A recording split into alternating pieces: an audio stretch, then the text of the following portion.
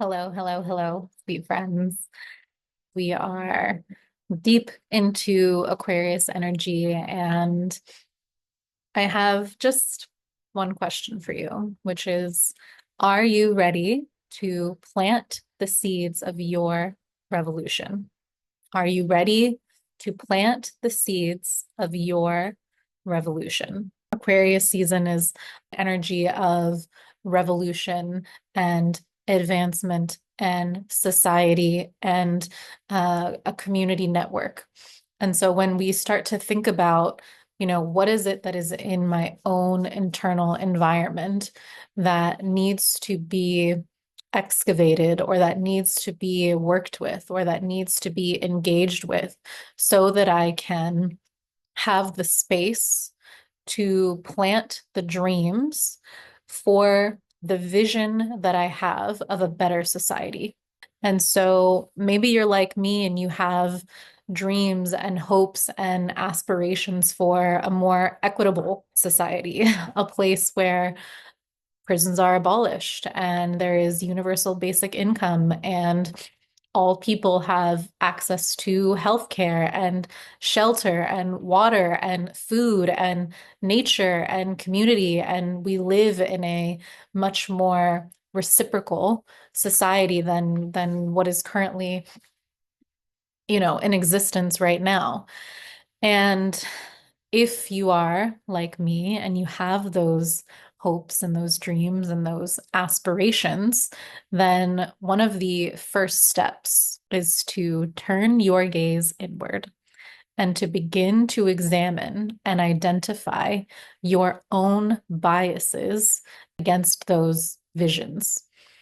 And what I mean by this is maybe you believe that prisons should be abolished.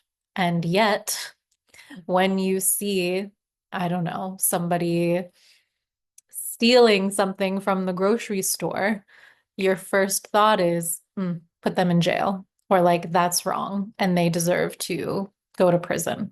Earlier this week, I saw a person who I presume to be houseless. They were doing something with their body that was just like absolutely disturbing and seemed to me to show their need for assistance and care. And my first reaction was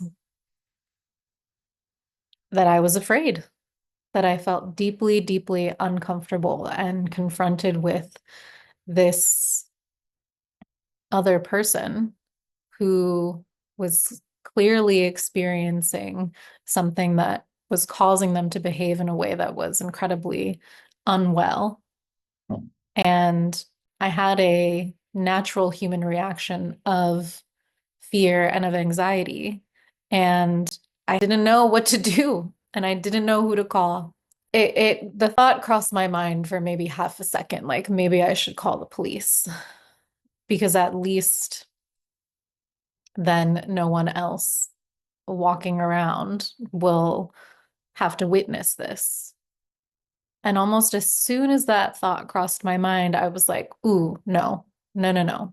Because I believe that prisons are not places for reform or wellness or care, and that carceral justice, frankly, just doesn't exist. And so it is an invitation to examine your own internal learned, trained biases. And as I say this, there is no judgment here.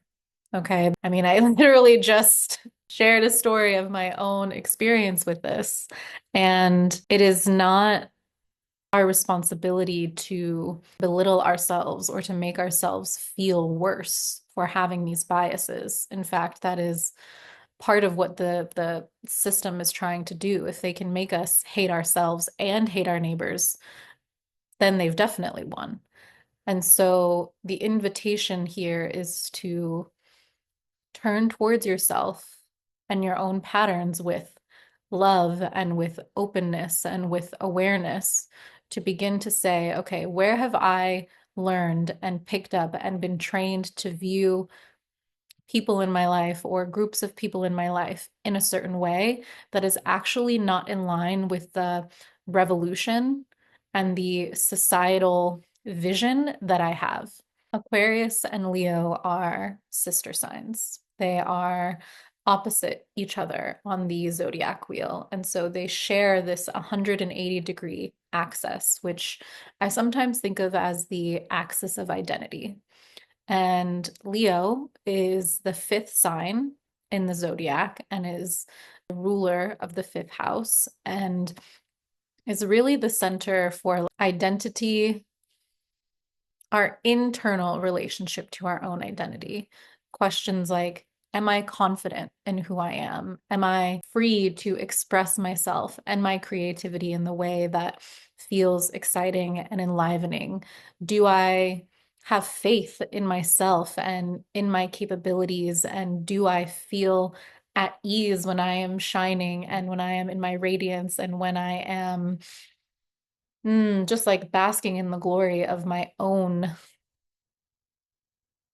oneness? An Aquarius, who is opposite Leo, is the 11th sign in the zodiac and traditionally rules the 11th house, which is an area of networking and interconnectivity and is responsible for housing our relationship to our communities.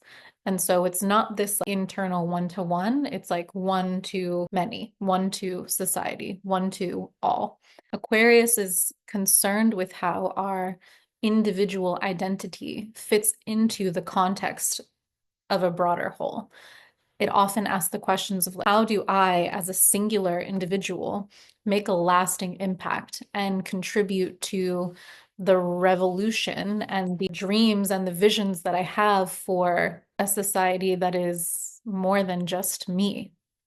And I am here to invite, to remind, to prompt you to start thinking about how do you engage with your own inner darkness, your own inner biases that might be preventing you from fully embodying the revolution that you have in your heart.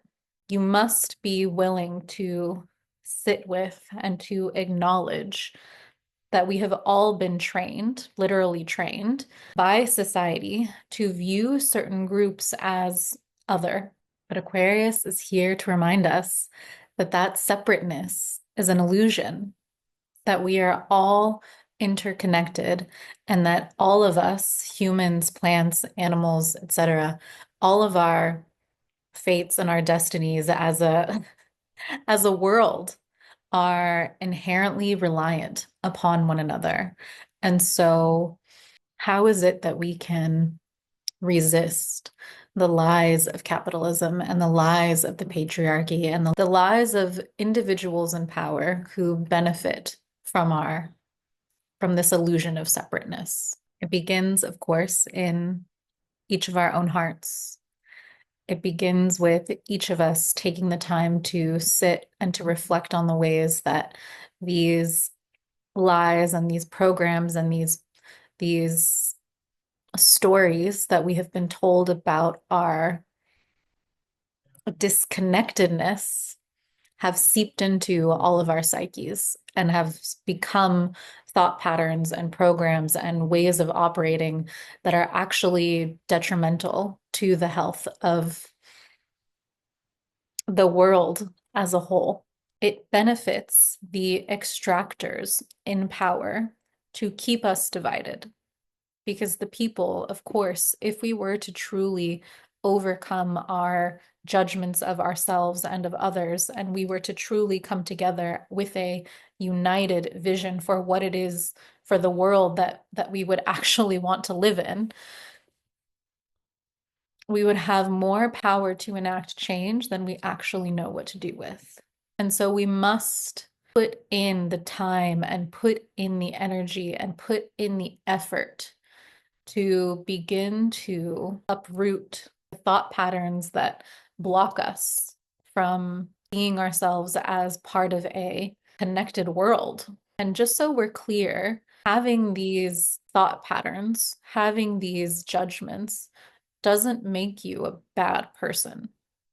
It doesn't. They are, again, ingrained in us from the time that we are children.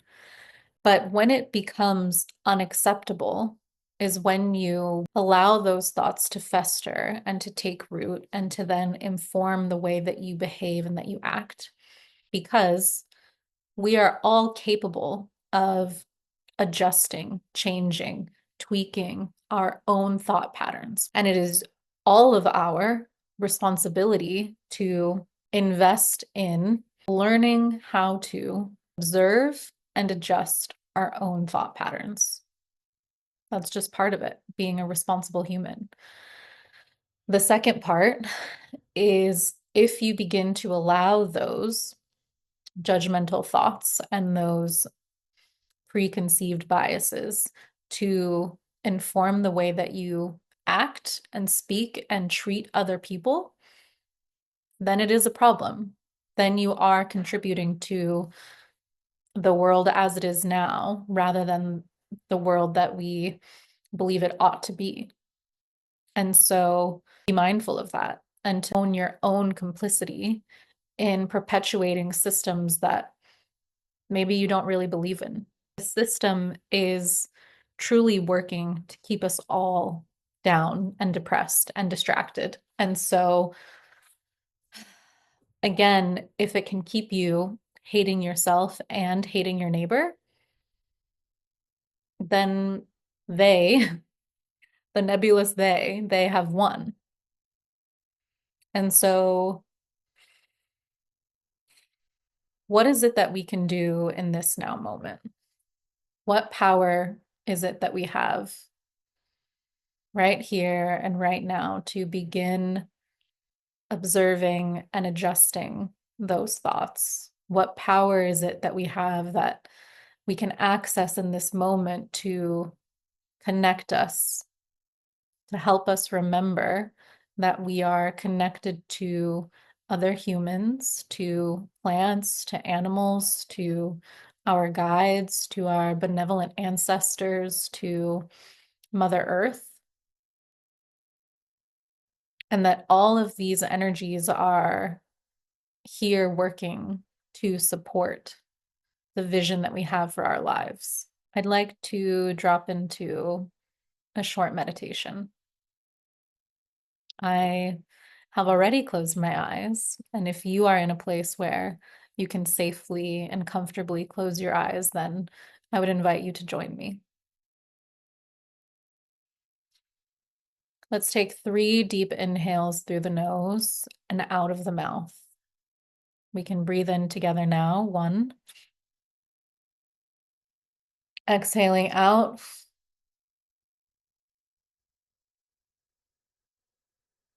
Breathe in through the nose a second time. Breathing out of the mouth.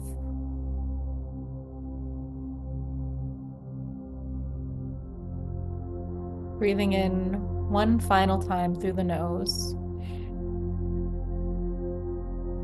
Seeing if you can release an audible exhale.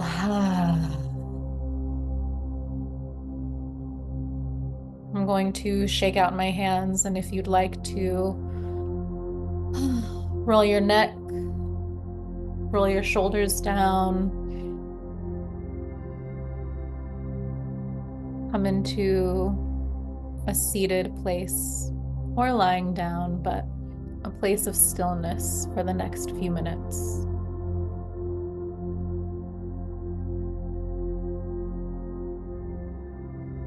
As you close your eyes and your awareness begins to sink, I would invite you to notice, what is it that you hear? Ideally, you hear my voice. Perhaps you are also hearing people in your house moving around. Maybe you're in public and there are noises clattering around you. Cars, traffic, air conditioning or heaters running in the background.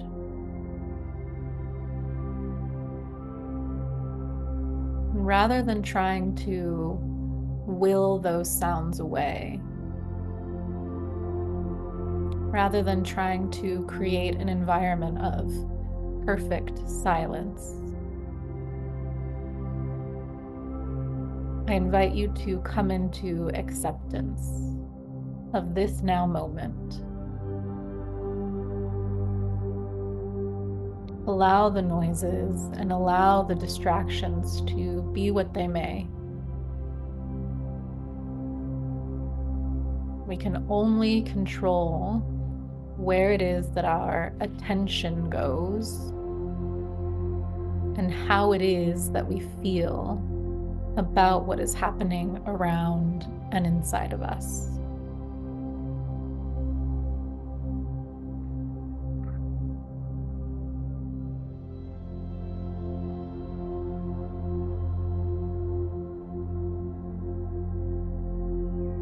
And so as you continue to breathe,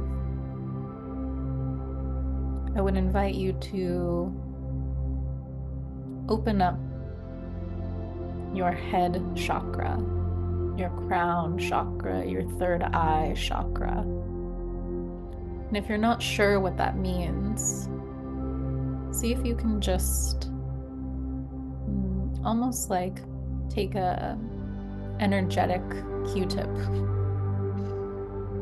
clean out your ears. You can imagine yourself almost like washing your hair, washing your head, clearing out any energy that is blocking or coming between you and the ancestors and the guides and the universal energy that is outside of you.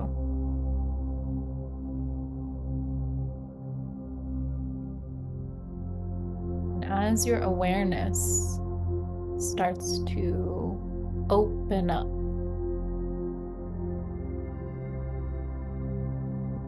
you can invite in your benevolent ancestors, your benevolent spirit guides, your friendly neighborhood ghosts even, to come and join this practice of helping you to feel supported. Because ultimately that is the goal of this practice today, is to remind us that we are a part of a greater and connected whole. That we perhaps have this idea of our singular identity, that we are separate from our neighbors, that we are separate from our family, that we are separate from our friends. But that separateness is just an illusion. We are in fact connected on a cellular level. And so I would invite you now to open up that soul space, that heart chakra, that center of your being, where love radiates and generates out. You can call to mind 3 faces of loved ones. People who you admire, adore, feel so strongly about. And by bringing them into our mind's eye and into our hearts, we begin to radiate out some of that love that we have for them.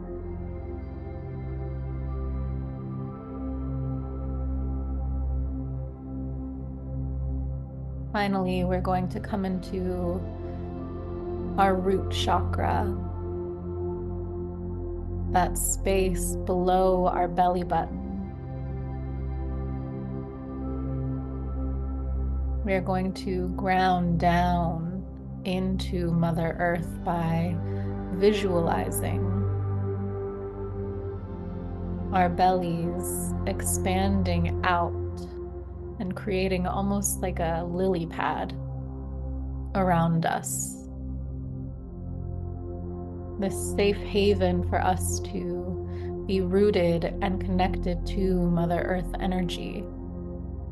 And so now with our crown, our third eye, our heart, and our root chakras open and flowing,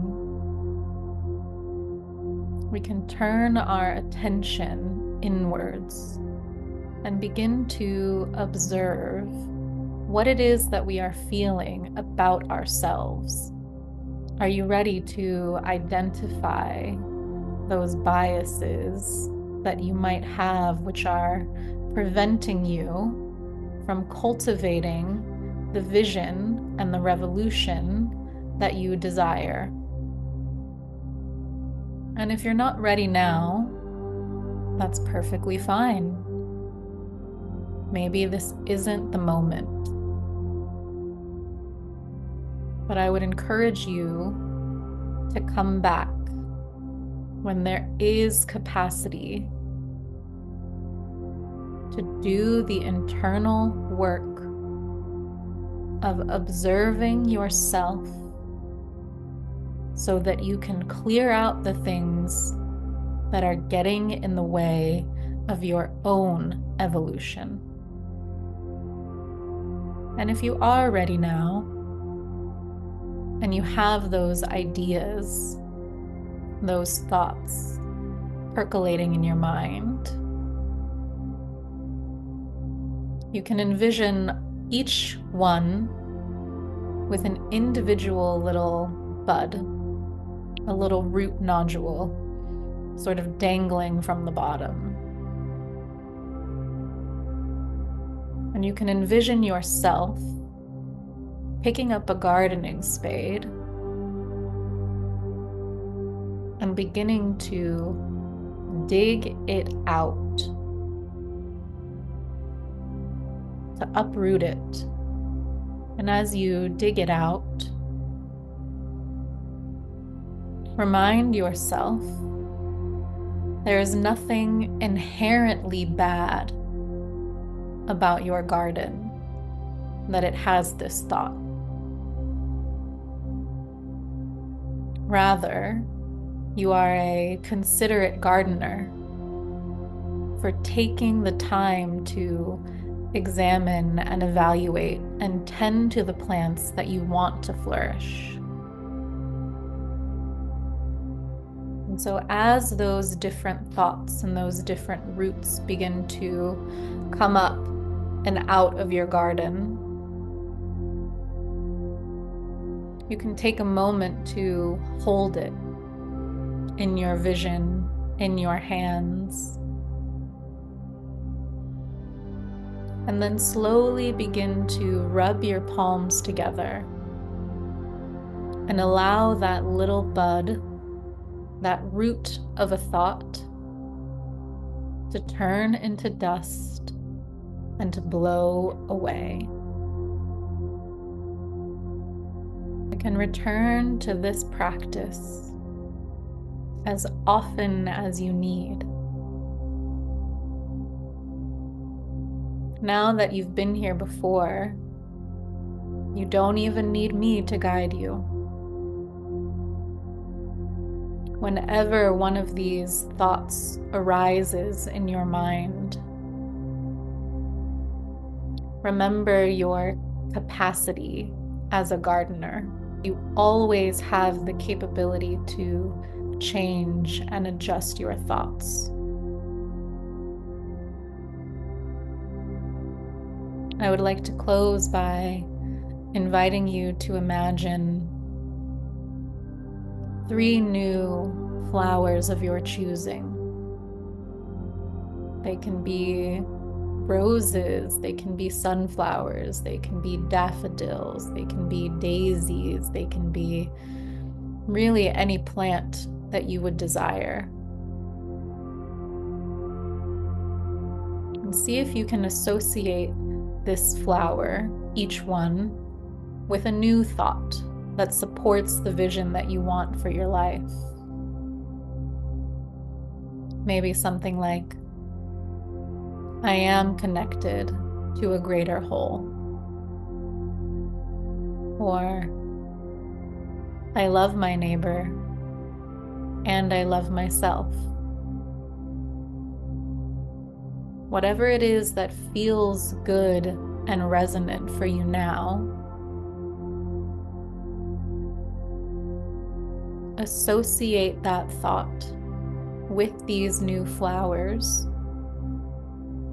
and begin to pick up your spade and plant them in that empty, fertile soil.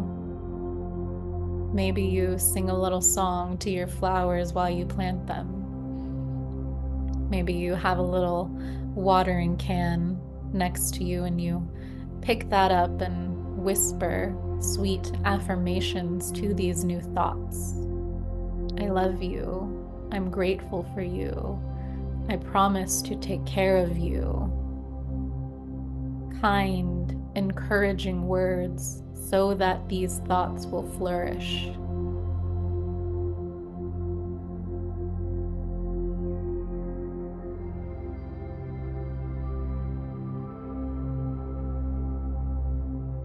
And when you are ready, you can stand up from your garden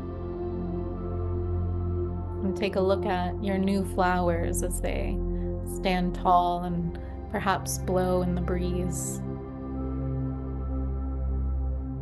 You can wipe the dirt off your knees and turn your face towards the sky, allowing the moonlight, the sunlight, the starlight, the breeze, whatever, to kiss your face. As you remember that you have the support not only of everyone else who engages in this practice with you, myself included, but also your ancestors, your guides, Mother Earth herself.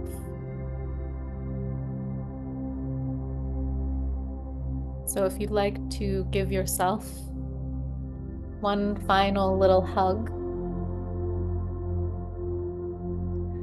and when you're ready, you can open your eyes and come back into this space.